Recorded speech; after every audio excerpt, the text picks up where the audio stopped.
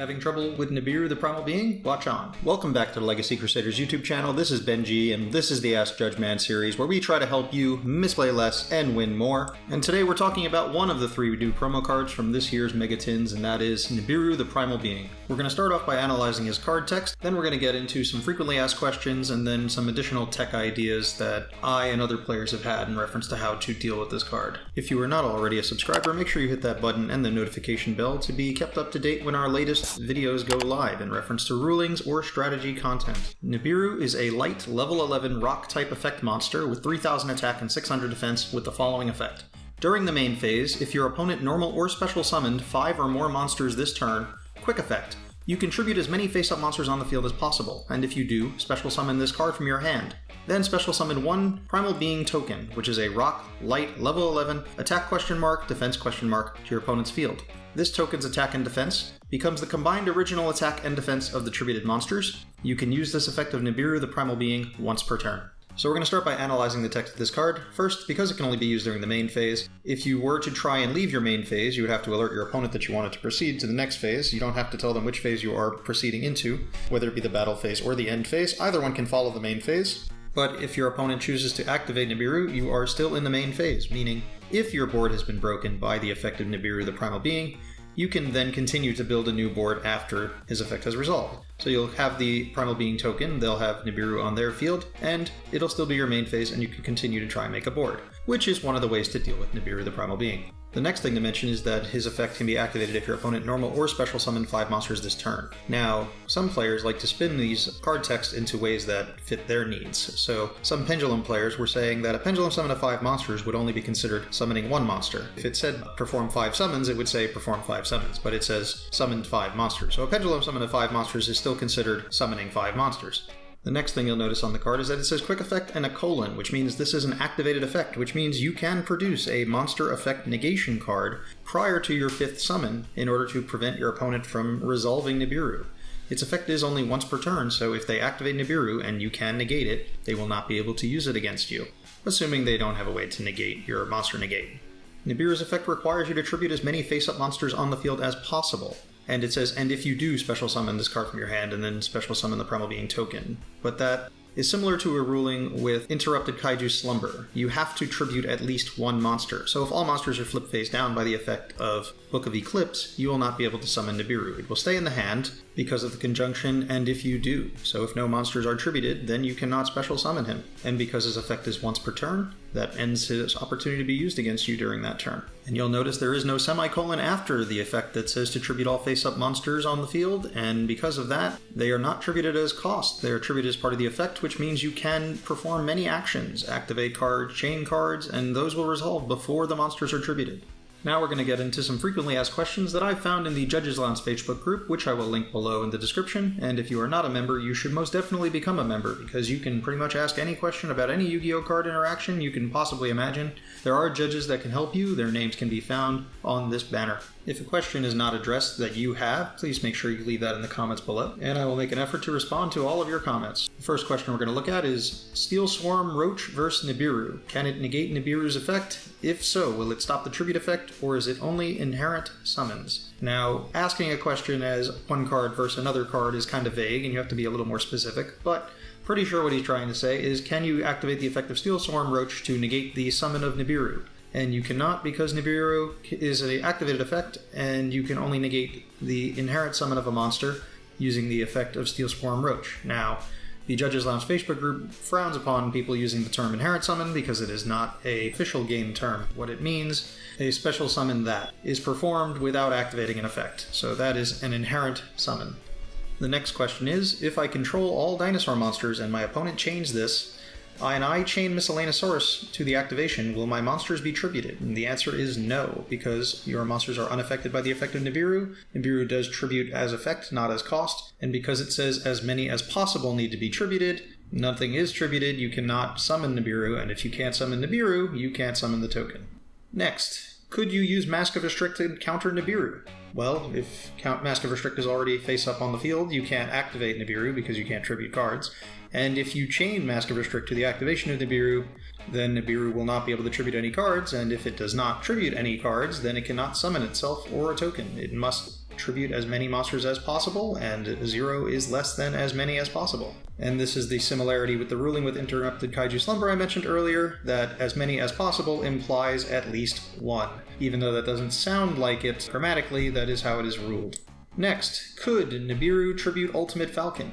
The answer is no, because Ultimate Falcon is unaffected by the effects of cards. This is related to the rule we just answered in reference to Miscellaneosaurus and Dinosaurs. Although if the 5th monster has been summoned and the only monster on the field is Ultimate Falcon, it is legal to activate Nibiru, it just will resolve without effect. If there are additional monsters on the field, those monsters will be tributed and Ultimate Falcon will remain on the field. Now, if the monster that's on the field is a monster that cannot be tributed, such as Darkus Diabolos, the Lord of the Lair, you will not actually be able to activate Nibiru as long as there are no other legal monsters on the field that can be tributed, because you'd be activating an effect to tribute cards when there are no tributable cards. Unaffected monsters are still tributable, they're just not affected. So Ultimate Falcon is the only monster on the field. You can activate Nibiru, but it will not resolve. If Darkus Diabolos is the only monster on the field, you cannot activate Nibiru because he cannot be tributed. Same thing goes for Eater of Millions, but you can activate Nibiru if there are any other monsters on the field that can be tributed and are face-up. Next, Nibiru can activate at any moment of the main phase after the 5th summon, right? Yes, as long as the 5th monster has been summoned this turn, the activation condition for Nibiru has been met. As long as you're still in the main phase of the same turn, you can activate Nibiru at any time where you have the right to do so. Although it is possible your opponent will have priority to do something, or a card or effect will make it so you can't use it at a particular moment, as long as nothing is restricting you in some way, Nibiru can be activated any time after the 5th monster has been summoned. Next, a related question. I activated Yosenju Izna before I summon a Yosenju monster. Can my opponent Nibiru my 5th Yosenju monster summon? The answer is yes and no, and the reason for that is if you activated Izna, which is the Yosenju monster that says you cannot activate cards or effects in response to the summon of a Yosenju monster, that particular chain is not a legal valid moment to activate it, but as soon as that resolves, you can activate Nibiru during the turn. So it only sort of stops it, but not quite. A similar thing would happen if your opponent activates Instant Fusion under Magical Meltdown and summons Invoked Reijin. On the chain following the summon of Reijin, your opponent cannot activate card effects, so you can activate the effect of Reijin to flip Reijin face down. Now, Reijin would not be a valid tributable monster for Nibiru. Next, on my opponent's turn, I activate Nibiru to special summon as Chainlink 1, and then as Chainlink 2, activate Orcus Harpara. How does it resolve? Well, as with all chains, we'll resolve the chain backwards. Orcus Harpara will resolve summoning an Orcus monster from the deck, but because you're not allowed to special summon dark monsters at the resolution of that effect, and the activation of Nibiru was legal at the time in which it was activated, you will attempt to resolve as much of the effect as possible. So in this case, that means tributing all face-up monsters on the field. Then, if you do, you're supposed to summon the Nibiru, and then you summon the token. But because you can't summon the Nibiru, because Nibiru is not a dark monster, Nibiru will stay in your hand, the monsters will have been tributed, and because you haven't summoned the Nibiru, you can't summon the token, which you also can't summon because it's also not a dark monster. So the end result is that all monsters that are face-up on the field will get tributed, including the Orcus monster that was summoned from the deck by the effect of Harpar, because that would have resolved first.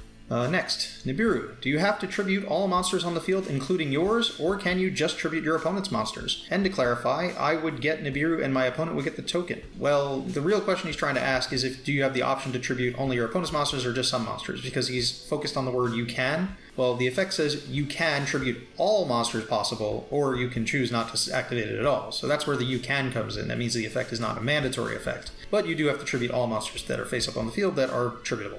Next, if I have Zombie World on the field, can my opponent use Nibiru after 5 summons? The answer is yes, because the summon of Nibiru is not a tribute summon, which is what Zombie World prevents. Next, if a token has a fixed amount of attack, or it is given a certain amount of attack but is not considered its original attack, like with Nibiru, does Volcasaurus inflict damage in those scenarios? I'll be honest, this is one of the rulings I'm least sure on, which is that the damage inflicted will be equal to the printed attack on the card, because supposedly there's a ruling involving Vorse Raider and a equipment spell, Unstable Evolution, saying that when damage is inflicted by Ring of Destruction. Next, if Nibiru is tributed over links, what is defense counted as? 0? The answer is, 0. Its defense is equal to the total defense of the monsters on the field. Link monsters don't have defense, so essentially it's like adding zeros. Next, can you Nibiru your opponent while they control any of the Guard Dragon links? I would assume you can't, because it's as rivalry or kaiju debate. So under Rivalry of Warlords, you're not allowed to attempt to summon a monster to your opponent's field that doesn't fit the criteria of the monsters they currently control. So if they control guard dragons under Rivalry, you're only allowed to attempt to give them dragon monsters, so you wouldn't be able to kaiju them. So that's the debate he's referring to, although the difference here is that the effect of the guard dragon says that you cannot special summon monsters that are not dragons. Nibiru is an effect activated by your opponent, so you can activate the effect of Nibiru to give your opponent this rock monster, assuming, because the continuous effect of the guard dragons only affects the owner of the card, not the opponent. The next question, are you allowed to count how many times your opponent summons, obviously to make your opponent think you have Nibiru the Primal Being in your hand, or is this considered disturbing your opponent? Obviously your goal here is to bluff, and there are rules in reference to misrepresenting the game state, such as pretending to have a response to cards that you don't have responses to, which is something I don't necessarily agree with.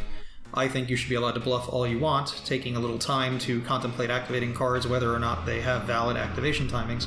Although with the time rules, that tends to become more of a problem now. Stretching the game for no reason. It could be considered slow play, so you can, as long as it doesn't slow down the game state, attempt to bluff your opponent in this way, because the number of summons is public knowledge, but pretending you can activate your MST to target just a bunch of monsters on the field could be considered stalling and a slow play warning, so be careful with how you bluff. If you have some other card that can legally be activated, then technically no one can really argue with you that you're thinking about whether you want to activate a card. But counting monsters technically isn't against the rules, and it is public knowledge, so as long as you're doing it at a fairly quick pace, I would say it's probably okay, but of course discuss this with your judges at your tournaments. So we're going to end this talking about outs to Nibiru that you may not have considered. If you've come up with some ideas or tech cards that we haven't addressed in this video, make sure you leave them in the comments below. An obvious one would be DD Designator or Mind Crush, assuming you can use it before your opponent can legally activate the effect. One of the other cards that can be used to stop Nibiru would be Prohibition, meaning they wouldn't be allowed to use it, meaning activate its effect, assuming you haven't already summoned 5 times, in which case they can just chain those cards. Additional ways to stop Nibiru would be cards such as Exchange, or Drag Down to the Grave, where you can just look at your opponent's hand and potentially take it from them, or a card such as Neospatian Aqua Dolphin, where you can destroy it in their hand, assuming they only have 1 copy. That would stop you from getting hit with Nibiru. You just need to control a 3000 attack power monster, and with Danger Bigfoot as a card, it is possible to do this. An additional out would be to start your Orcus combo by normal summoning Nightmare Corruptor Ibli, because it will allow you to give your opponent Ibli, and while they control Ibli, they cannot special summon monsters that are not Link monsters, so they could not attempt to summon Nibiru. If your main deck can produce a monster negate before your 4th summon, such as a mythical beast Jackal King, summoned off of Servant of Endymion, and given counters, you would be able to negate the effect of Nibiru. Another option is if your deck can make a rank 4 before making its 5th summon, you can summon Outer Entity Azathoth, in which case your opponent would not be able to activate monster effects during this turn. I don't know if your deck can spare the space to summon Azathoth, or use your monsters just to make an Azathoth, but it would be an option. Another option would be to play Cypherine Gear Lambda and Cypherine Gear Gamma. If you can summon 2 monsters and commit them to making Lambda, if your opponent were to activate Nibiru, you can respond with Gamma.